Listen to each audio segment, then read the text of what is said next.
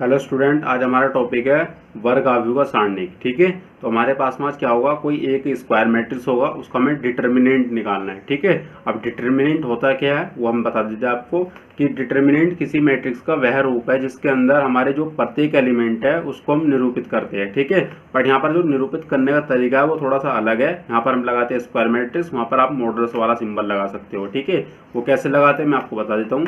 तो ध्यान रखना, स्क्वायर मैट्रिक्स अगर मेरे पास में अगर ए इक्वल है, जैसे 1 2 3 4, ठीक है, मैं मान कर चलता हूँ मेरे पास में क्या है, एक मैट्रिक्स है, स्क्वायर मैट्रिक्स है। ठीक है, ध्यान रखना किसी सारणिक का या किसी वर्ग आव्यूह का सारणिक तभी निकाल सकते हो अगर वो आपका वर्ग आपका स्क्वायर हो। ठीक है, अब तब तक आप उसका डिटर्मिनेंट नहीं निकाल सकते या सारणिक नहीं निकाल सकते। ठीक है, तो स्क्वायर मैट्रिक्स होना कंपलसरी है। अगर वो स्क्वायर मैट्रिक्स नहीं है या वर्ग आव्यूह नहीं है तब आप उसका सारणिक नहीं निकाल सकते।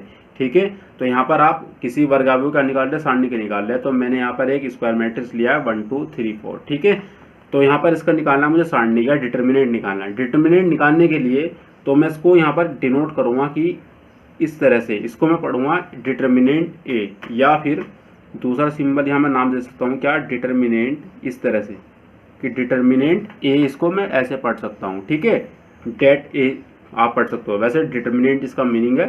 ठीक है, तो डिटर्मिनेंट ए, तो मैं इसको निरूपित कैसे कर रहा हूँ, इसको तो मैंने इस तरह से कर दिया या इस तरीके से। ठीक है, वैसे हम इसको लेके चलने वाले हर क्वेश्चन के अंदर। तो जो इसके एलिमेंट है उसको मैं डिनोट करूँगा इस तरह से 1 2 3 4।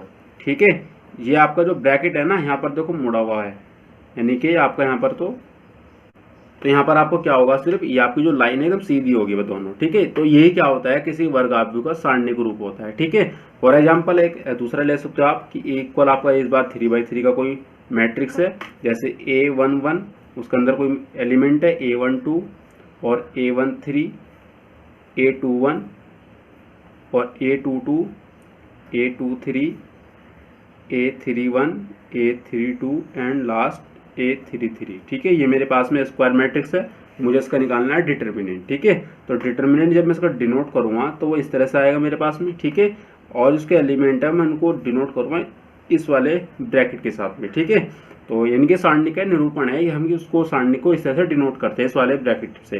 ठीक है, तो यहाँ पर A11, A12, A13 और A21, A22, A23 and A31, 32 and last 33। ठीक है, तो ये इस स्क्वायर मैट्रिक्स का क्या है, सारणिक का रूप है। ठीक है, तो ध्यान रखना, आप अगर आप किसी स्क्वायर मैट्रिक्स का सारणिक निकाल रहे हो तो वो तभी निकाल सकते हो अगर वो स्क्वायर मैट्रिक्स होगा। ये बहुत इंपॉर्टेंट बात है। अगर आप कोई ऐसा मैट्रिक्स उठा रहे हो जिसके अंदर कॉलम ज़्यादा है रो कम है, तो आप उसका क्या नहीं निकाल सकते, सारणिक नहीं निकाल सकते आप। ठीक है, तो यानी कि जो हम निकालेंगे सारणिक, तो हम किसका निकालेंगे, स्क्वायर मैट्रिक्स का। ठीक है, यानी कि मैं कह सकता हूँ जितने हमारे इस एक मैट्रिक्स में जितनी रो होगी उतने ही हमारे कॉलम होंगे, और उसका जो सारणिक आएगा उसमें भी उतनी ही रो होगा और उतने ही उसमें कॉलम होंगे। जैसे फॉर एग्जांपल मैं इसकी बात करता हूँ पहले की, तो यहाँ पर कितनी रो है मेरे पास में, 1 2, और 2 क्या है, कॉलम 1 2, तो इसके जो सारणिक है तो उसमें भी कितनी रो है, 2 1 2, और कॉलम कितने, 1 2, यानी कि इसका हमने निकाल दिया है। यहाँ पर देखो 1 2 3 रो है यहाँ पर, और इसका सारणिक में देखो कितनी रो है, 1 2 3, कॉलम देखो 1 2 3, यहाँ पर भी 1 2 3। ठीक है, तो यार ये बात ध्यान रखना आप। और ध्यान रखना, आप कोई भी अगर आपके पास में कोई आइडेंटिटी मैट्रिक्स है या फिर आपके पास में लीडिंग डायगोनल वाला कोई भी मैट्रिक्स है तो आप उसका भी क्या निकाल सकते हो, सारणिक निकाल सकते हो। फॉर एग्जांपल जैसे आपके पास में एक इस तरह से आपको दिया है कि 1 0 0, ठीक है, 0 1 0 0 0 1, ये भी तो आपका स्क्वायर मैट्रिक्स है। ठीक है, तो आप इसका भी निकाल सकते हो डिटर्मिनेंट। तो क्या आएगा आपके पास में, 1 0 0 0 1 0 0 0 1।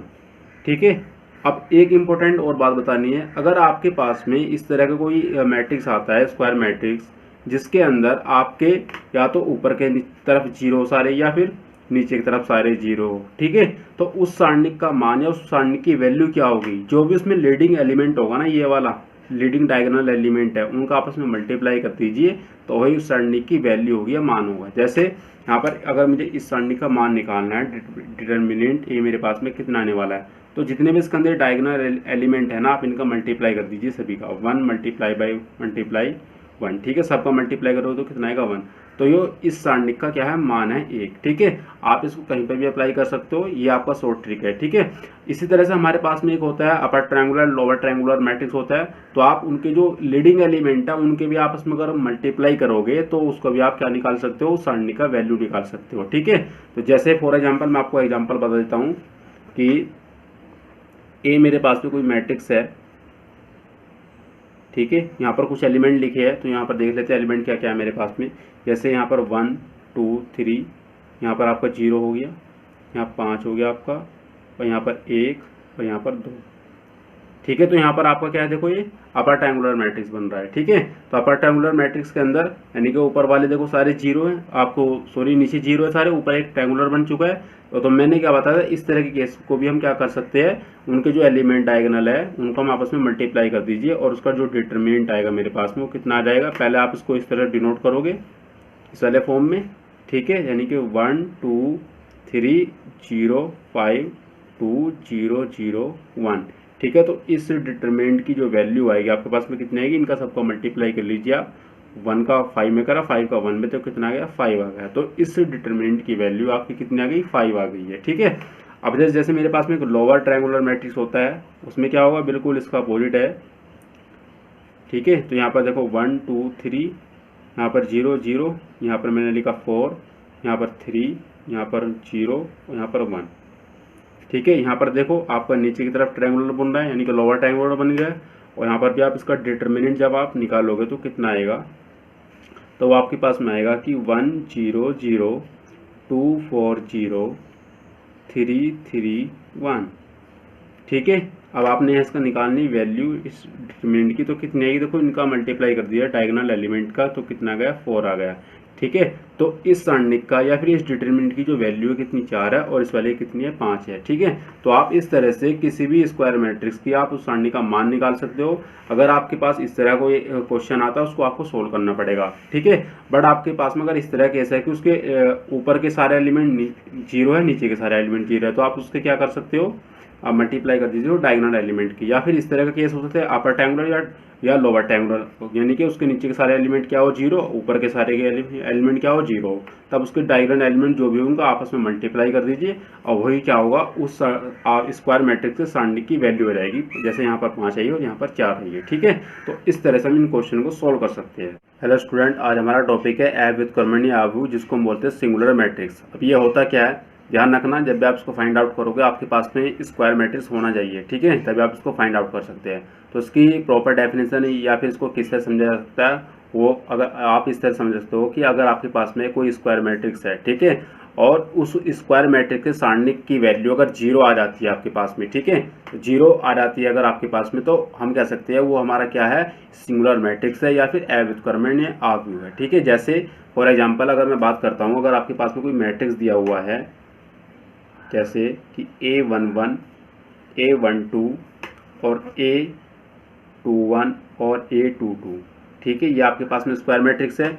और आपने इस सारणी की वैल्यू फाइंड आउट करी इस तरह से कि A11 A12 A21 एंड 22, ठीक है। और इसको सोल्व करने के बाद अगर डिटरमिनेंट ए आपके पास में अगर 0 आ जाता है, यानी कि वैल्यू इसकी क्या आ गई, 0 आ गई, इसको सोल्व करने के बाद, ठीक है, यानी कि इसकी वैल्यू क्या आ गई, 0 आ गई, तो मैं क्या कहूँगा, वो जो आपका मैट्रिक्स है या फिर आपका जो आव्यू है वो क्या होगा, आपका सिंगुलर होगा, ठीक है, या फिर ऐब विद कर्मणी होगा, ठीक है। एग्जाम्पल लेकर समझते हैं। फॉर एग्जाम्पल मेरे पास में एक मैट्रिक्स है कि A इक्वल मेरे पास में है, मैं एग्जाम्पल नंबर 1 लेता हूँ पहले, ठीक है। तो यहाँ पर मेरे पास में लिखा है एग्जाम्पल, एलिमेंट आपके इस तरह से है कि 2 3 एंड 1 3/2, ठीक है, ये आपके एलिमेंट है। तो सबसे पहले इसका डिटरमिनेंट हम फाइंड आउट करेंगे, तो यहाँ पर 2 3 1 3/2, ठीक है। अब इसको सोल्व कैसे करते हैं, ठीक है, सोल्व करने का तरीका ये है, आप इसका मल्टीप्लाई इधर कीजिए और इसका यहाँ कीजिए, ठीक है, इसका मल्टीप्लाई यहाँ पर कीजिए आप, तो कितना आएगा, देखो 2 × 3/2, ठीक है, बीच में आएगा देखो माइनस, जब आप आपने इसका मल्टीप्लाई कर देना बीच में फिर माइनस आता है, ठीक है, तो माइनस आ गया। 3 का मल्टीप्लाई आप करोगे यहाँ पर 1 के साथ में, तो कितना आएगा, 3 आएगा, ठीक है, आपने मल्टीप्लाई कर दिया। या फिर आप इसको 1 भी लिख सकते हैं अभी फिलहाल, ठीक है। तो या फिर A डिटरमिनेंट A इक्वल 2 से 2 कैंसिल हो गया आपका, यहाँ पर कितना बचा, 3 और माइनस 3 एकम 3, यानी कि कैंसिल हो जाएगा आपका 3 और प्लस का 3, ठीक है, -3 और +3 तो या फिर 3 में से 3 को हम जब माइनस करोगे वैल्यू कितनी आने वाली पास में 0। तो यहाँ पर देखो डिटर्मिनेंट ए की जो वैल्यू है आपकी कितनी आ गई 0 आ गई है, ठीक है। तो इस तरह से ये आपको जो मैट्रिक्स दिया हुआ था वो क्या था आपके पास में सिंगुलर मैट्रिक्स था या फिर अव्युत्क्रमणीय आव्यूह था, ठीक है। तो इस तरह के आव्यूह को हम क्या कहेंगे सिंगुलर मैट्रिक्स, ठीक है। इस तरह से मैं दूसरा एग्जाम्पल भी ले सकता हूँ, जैसे मैं 3/3 का लेता हूँ। 3/3 में आप समझ भी जाओगे हम किस तरह से उसका विस्तार या एक्सपेंशन करते हैं, ठीक है। तो यहाँ पर जैसे मेरे पास में लिखा है ए मैट्रिक्स है मेरे पास, ठीक है। तो 1 3 6 2 4 8 एंड 3 5 10 ये मेरे पास में कोई एक क्या है स्क्वायर मैट्रिक्स है। तो सबसे पहले मैं इसका डिटर्मिनेंट निकालूंगा। तो डिटर्मिनेंट निकालने के लिए सबसे पहले मैं क्या करूँगा, इसको इस तरह से लिखूँगा 1 3 6 2 4 8 और 3 5 10, ठीक है। अब यहाँ पर खेल थोड़ा सा अलग है, वो आपको समझना बहुत ज़रूरी है, ठीक है।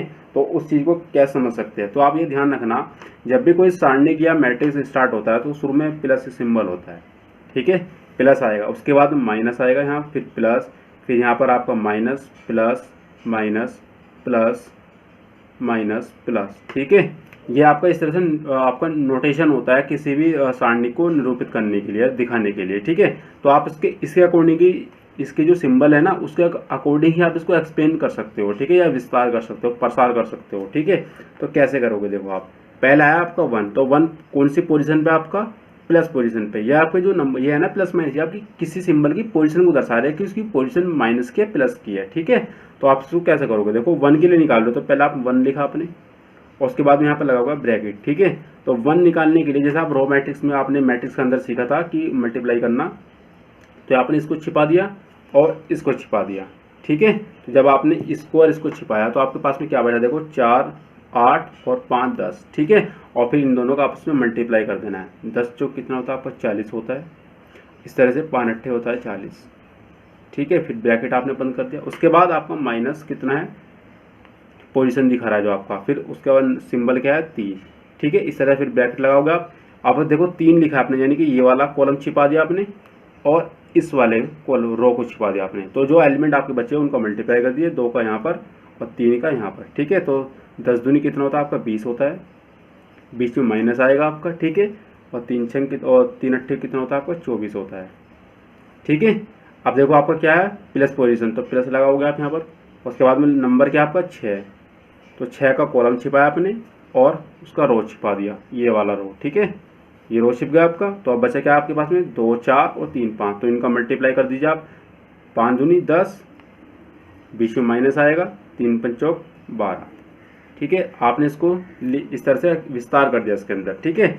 अब इसको सोल्व करना है, देखो तो यहाँ पर देखो 10 40 40 में 40 गया 0 बचा आपका। इसी तरह से -3 यहाँ पर आपको कितना बचा, देखो आपका बचता है यहाँ पर -4, क्योंकि 24 में से आपने माइनस करा 20 को, तो -4 बचेगा। और यहाँ पर आपका बचता है -2, यहाँ पहले 6 चल रहा है, ठीक है। अब इसको सोल्व करना है। 3 चौक कितना होगा 12 प्लस का, क्योंकि माइनस माइनस जब आप गुना करते हो तो प्लस हो जाता है, और 6 दूनी कितना हो गया 12। अब देखो प्लस का 12 माइनस का 12 कैंसिल होकर कितना बचता है आपके पास में 0, ठीक है। यानी कि ए या डिटर्मिनेंट ए की वैल्यू आपके पास में कितनी आ गई 0 आ गई है, ठीक है।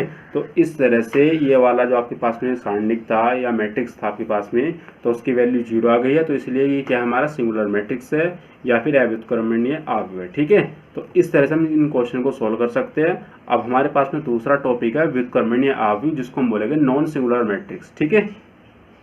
तो स्टूडेंट हमारे पास में एक न्यू टॉपिक है, यहाँ पर लिखा है व्युत्क्रमणीय आव्यूह, जिसको हम बोलते हैं नॉन सिंगुलर मैट्रिक्स। अब ये होता क्या है, जो भी आपने पढ़ा है ना व्युत्क्रमणीय आव्यूह सिंगुलर मैट्रिक्स, बिल्कुल उसका अपोजिट है एकदम, ठीक है। वहाँ पर डिटर्मिनेंट ए की वैल्यू क्या रहती है 0, ठीक है। यहाँ पर 0 नहीं आने की, ठीक है, कुछ भी हो सकती है, ठीक है। तो यहाँ पर देखते हैं किस तरह से वो कंडीशन होगी। अगर आपके पास में कोई स्क्वायर मैट्रिक्स दिया हुआ है A इक्वल, और उसके एलिमेंट है कि A11 A12 A21 A22, ठीक है। ये आपका 2x2 का मैट्रिक्स है। इस तरह से आपका हो सकता है 3x3 का भी हो सकता है, जैसे उसके एलिमेंट है A12 ये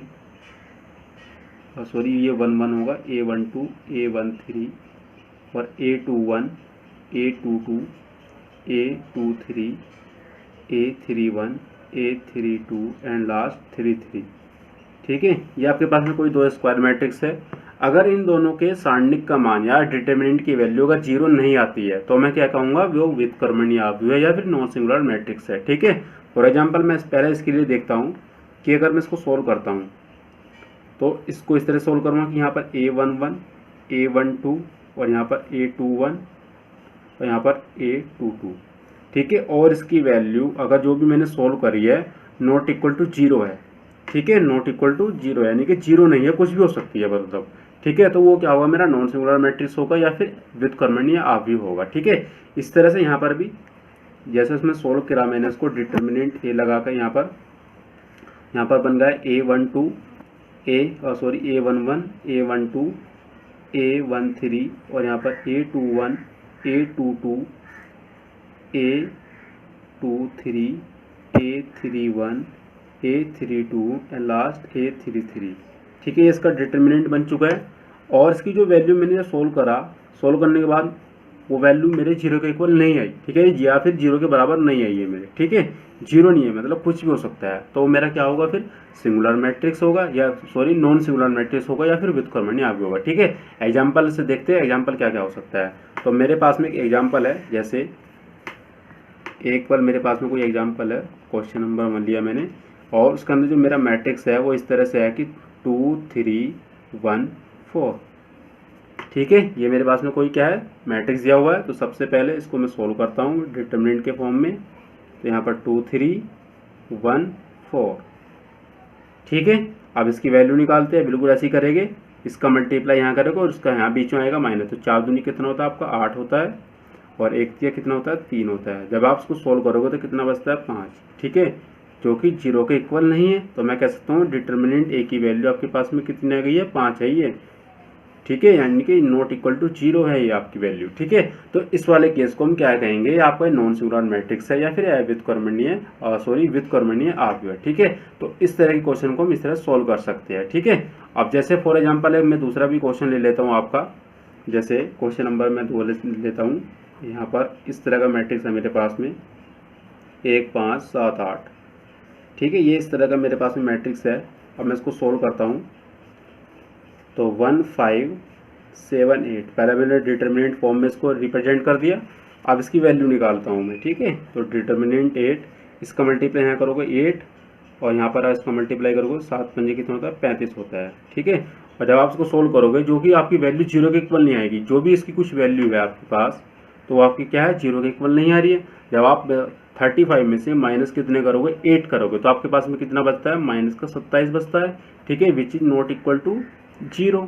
ठीक है, तो आप इसको क्या कह सकते हैं, आपका नॉन सिंगुलर मैट्रिक्स है या फिर व्युत्क्रमणीय आव्यूह है। ठीक है, तो उम्मीद करता हूँ आपको वीडियो पसंद आया होगा। अगर आपको वीडियो पसंद आया तो हमारे स्पार्क एकेडमी मेरठ चैनल को ज़्यादा से ज़्यादा सब्सक्राइब कीजिए और इस वीडियो को अपने फ्रेंड के साथ में शेयर कीजिए जो 12th क्लास में पढ़ रहे हैं। अगर आपकी कोई क्वेरी रह जाती है तो आप उसको कमेंट सेक्शन में ज़रूर बताएं। मिलते हैं नेक्स्ट वीडियो में नए टॉपिक के साथ में, तब तक के लिए ख्याल इतना ही। Goodbye and take care.